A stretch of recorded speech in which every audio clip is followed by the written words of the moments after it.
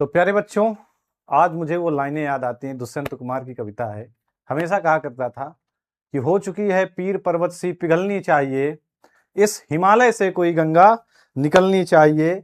आज यह दीवार परतों की तरह हिलने हिलने लगी, आज यह दीवार परतों की तरह हिलने लगी।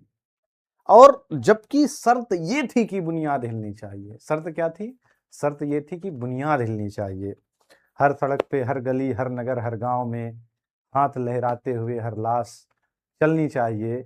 और कहे तेरे सीने में ना सही, मेरे सीने में सही, मेरे सीने में अगर ना सही तो तेरे सीने में सही, हो कहीं भी आग, लेकिन ये आग जलनी चाहिए।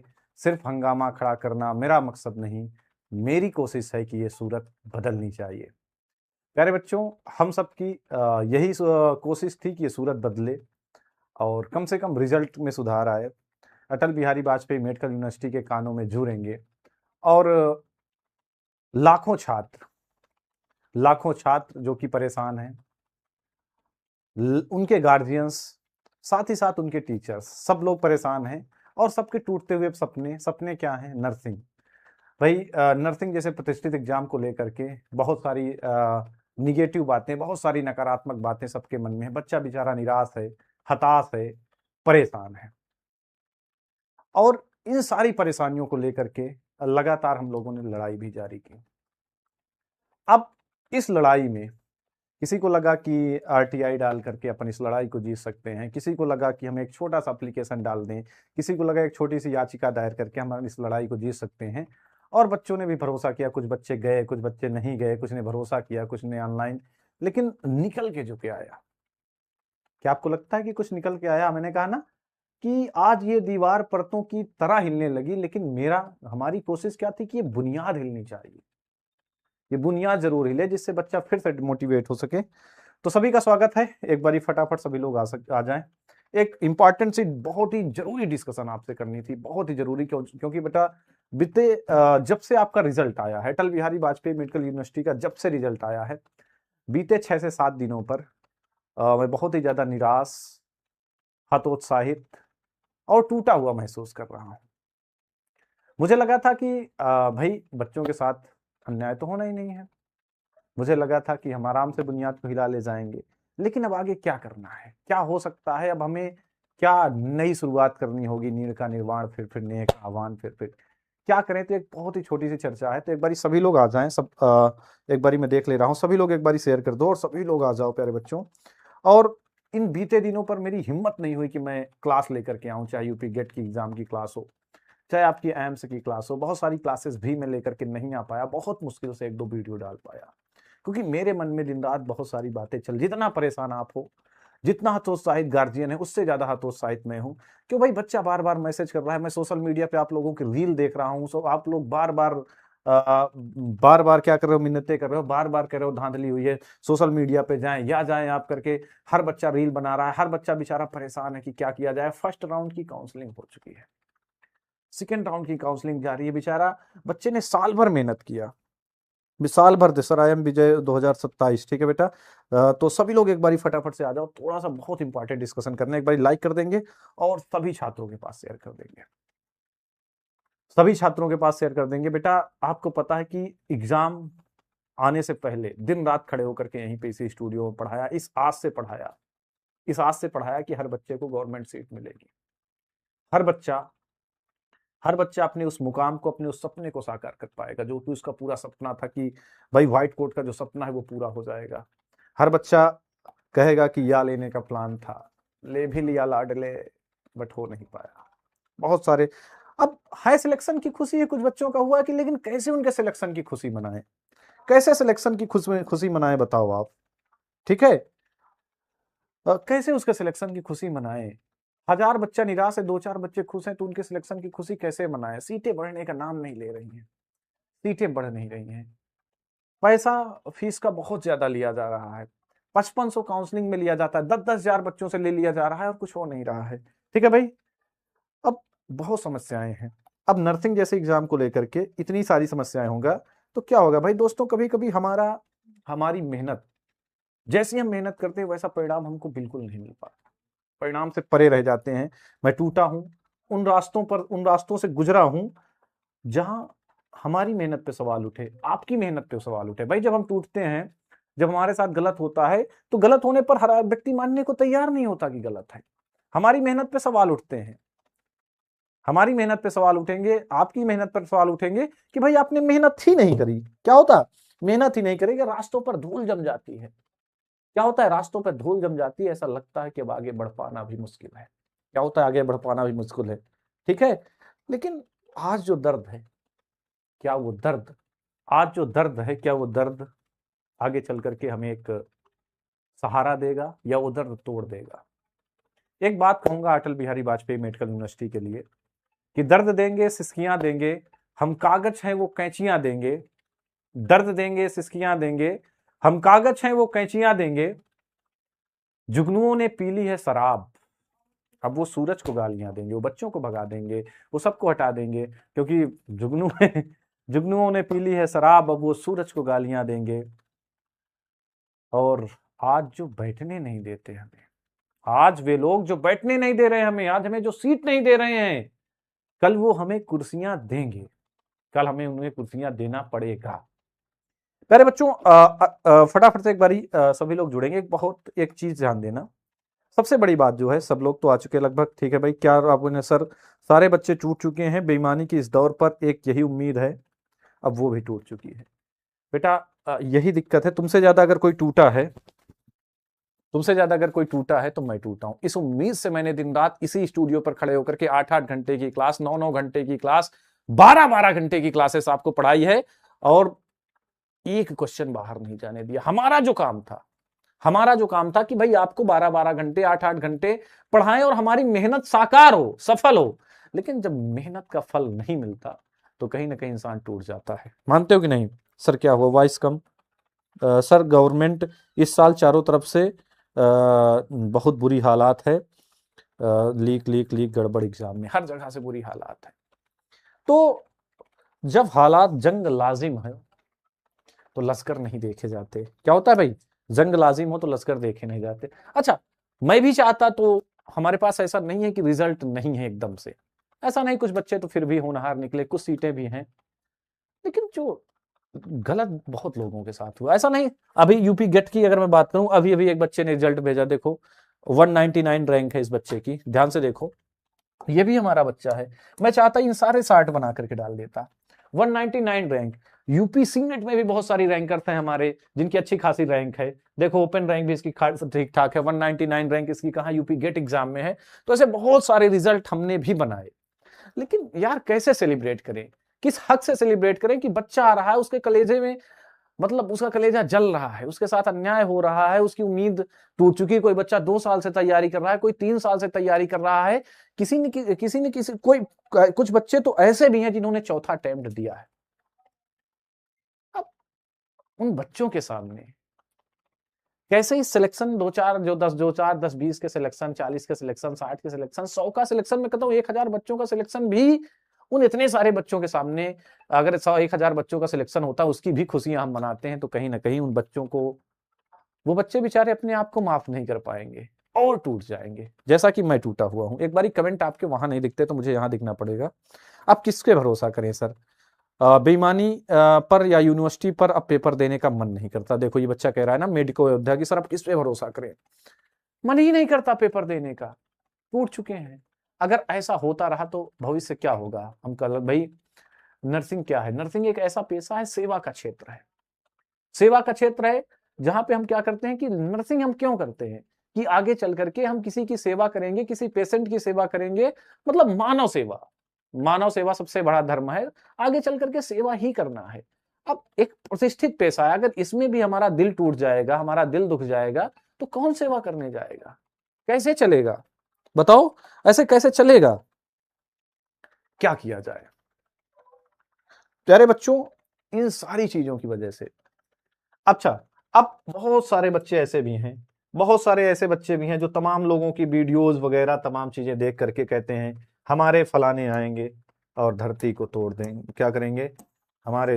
ये कैसे आएगा यार, प्लस कैसे होगा? अबे ये क्या कर दिया बे, काला कर दिया इसने। एक मिनट बेटा, एक भी खाली स्लाइड नहीं दिया क्या इसने? स्लाइड क्यों ना दे रहा है,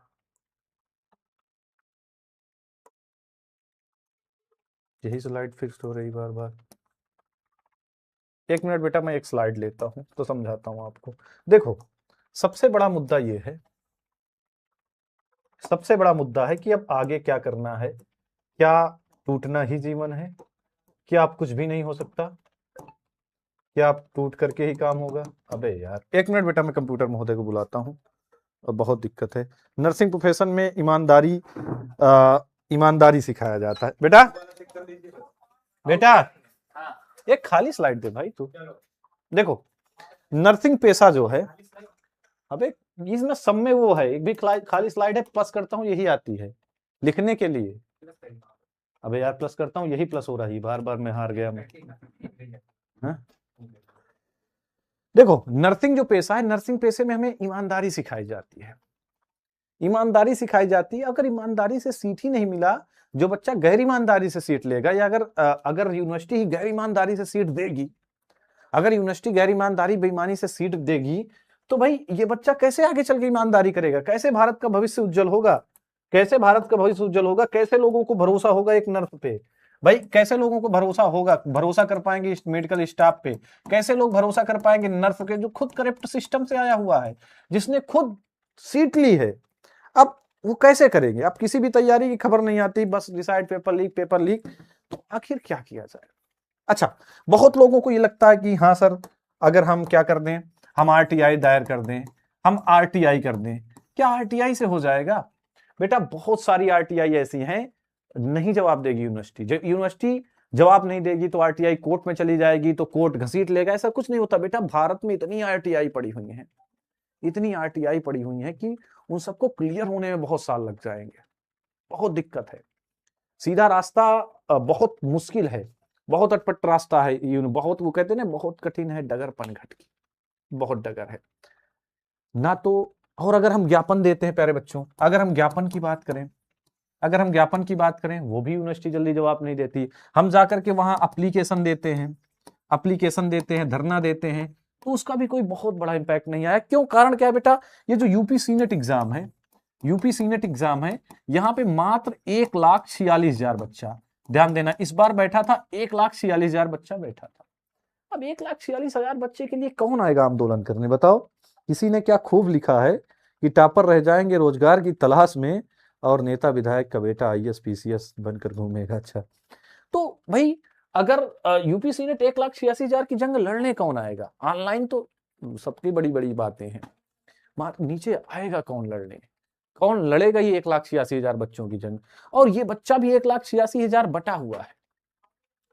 1,86,000 बच्चा जो है, कुछ सेल्फ स्टडी कर रहा है जिससे कोई मतलब नहीं, कुछ बच्चा यहां से पढ़ रहा है, 10,000 यहां से पढ़ रहा है, 10,000 यहां से पढ़ रहा है, 5,000 यहां से पढ़ रहा है, 5,000 यहां से पढ़ रहा है, 5,000 यहां से पढ़ रहा है, 5,000 यहां से पढ़ रहा है। अब अब कौन इनकी जंग लड़े? बटा हुआ बच्चा है। तो अब होगा क्या? रास्ता क्या है? रास्ता सिर्फ यही है कि इस बार जो हो पाया हो पाया, इस बार जो हो पाया हो पाया, इस बार जंग लड़नी है, इस बार की जंग को छोड़ना ही नहीं है। साथ ही साथ बेटा सबसे बड़ी जो जंग है वो है अगले बार की। सबसे बड़ी जंग है कि अगली बार आपके साथ बिल्कुल गलत ना हो पाए।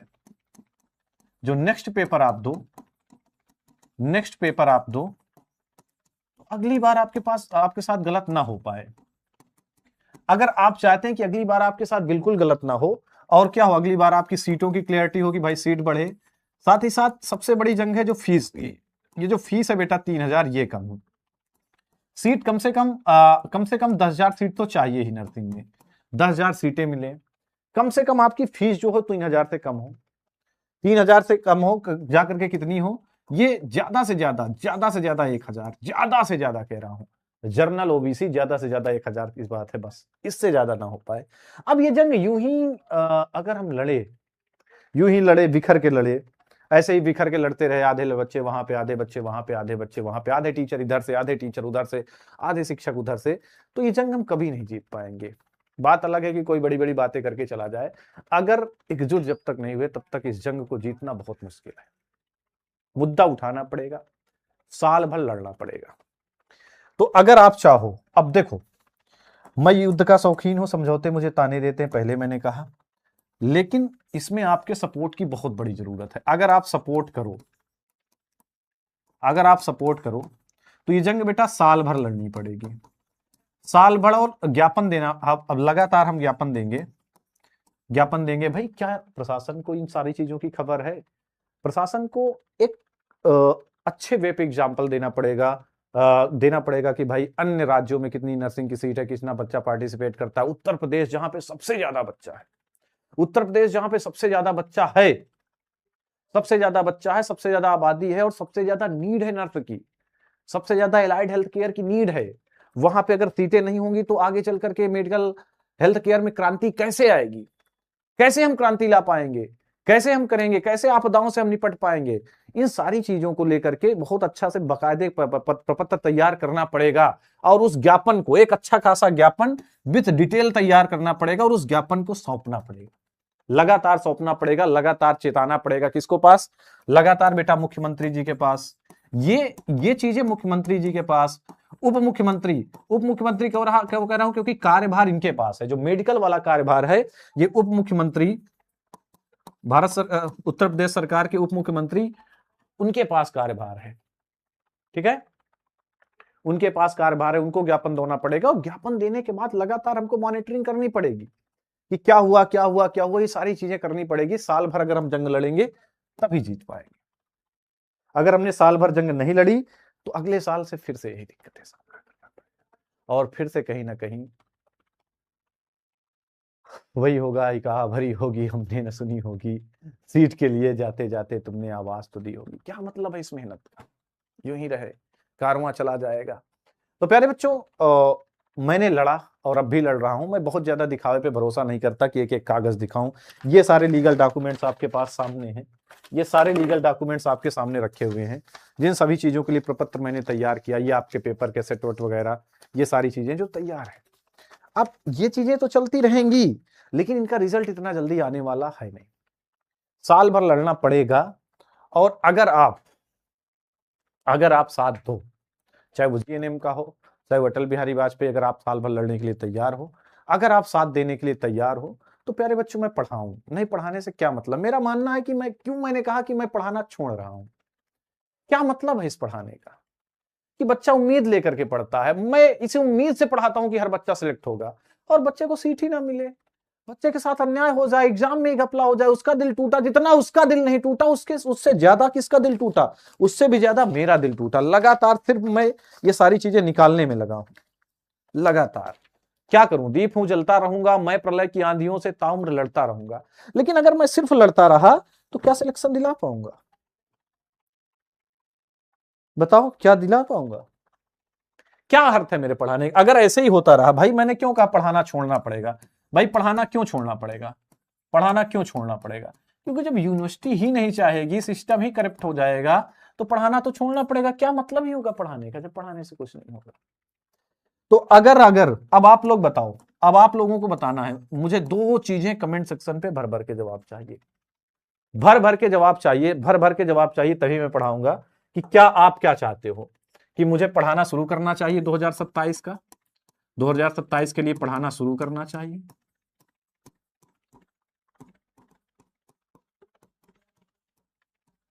या बंद कर देना चाहिए? बताना।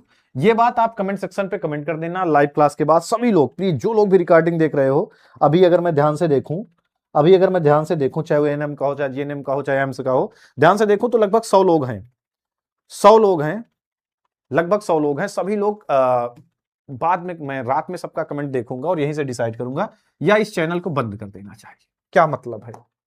अगर ऐसे ही रहा तो पढ़ाना चाहिए या क्या कर देना चाहिए? या तो चैनल को बंद करना चाहिए। यानी कि चैनल, बेटा जितना मुझसे हो सका, आप लोग बताइए मेरी क्या गलती है?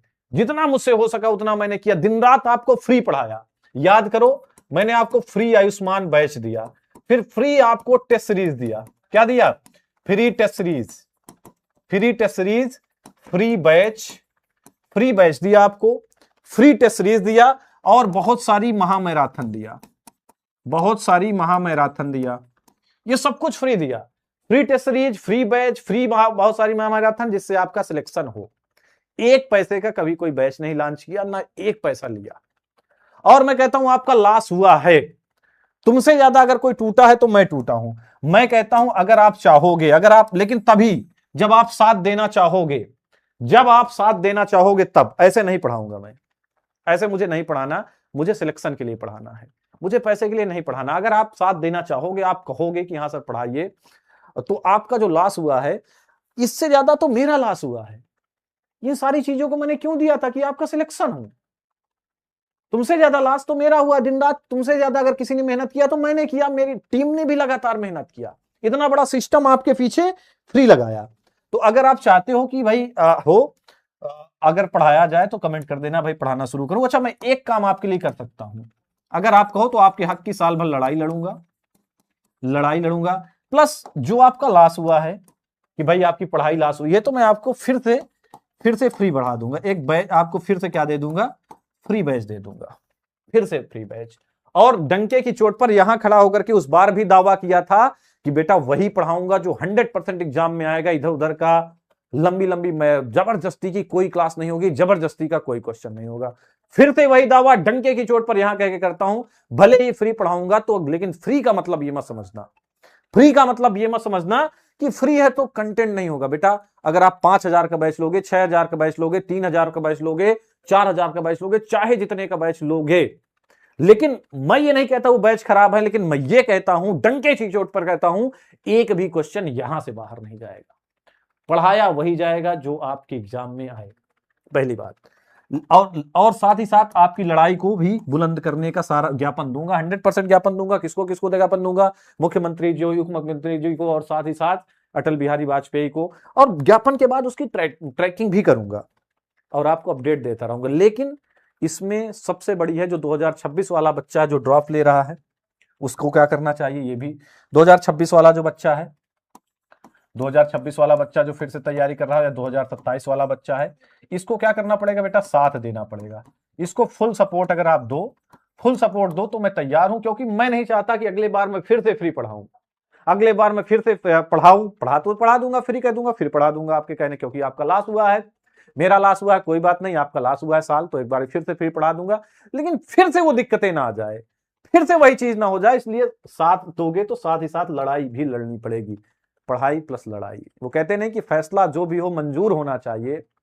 पढ़ाई जंग हो या इक्स हो, या पढ़ाई भरपूर होनी चाहिए, या जंग हो या पढ़ाई भरपूर होनी चाहिए, तो दोनों को भरपूर लड़ना पड़ेगा। हालांकि जंग के मैदान में मैं हमेशा खड़ा मिलूंगा आपको, लेकिन इन दोनों कामों को मुझे करना पड़ेगा, मुझे जहां तक लगता है, अगर आगे बढ़ना है, अगर सीटें लेनी है तो इसके लिए भरपूर सपोर्ट चाहिए। अगर आप लोग वास्तव में सपोर्ट करना चाहते हो, वास्तव में चाहते हो कि भाई हम साथ देंगे, अगर आप लोग साथ देने के लिए तैयार हो, अगर आप चाहते हो कि हाँ भाई पढ़ाई हो और पढ़ाई के साथ साथ लड़ाई भी हो। लड़ाई कैसे, लड़ाई इस बात की कि हमें हमारा हक दिया जाए, यूनिवर्सिटी फीस कम ले और यूनिवर्सिटी क्लियर बताए कितनी सीटें इस साल होने वाली हैं, और कम से कम 10,000 सीटें तो होनी चाहिए, चाहे वो ANM, GNM, nursing, BSc nursing, सबके लिए बात कर रहा हूं। ठीक है, आपने हम बच्चों के लिए, हम आपके साथ हैं बेटा। 2-4 के